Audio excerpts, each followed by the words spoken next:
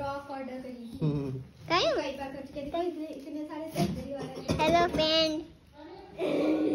Friend, ये हमारे पास है, हमने चॉकलेट ऑर्डर की है और इसमें ऐसी चॉकलेट दिखाई देती है वहाँ पे। ये देखिए,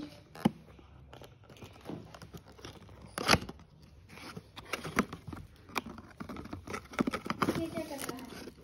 ये देखिए चॉकलेट।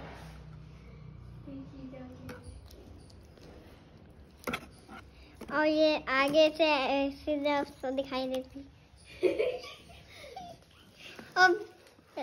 और इसमें बहुत आई हैं, ये देखिए।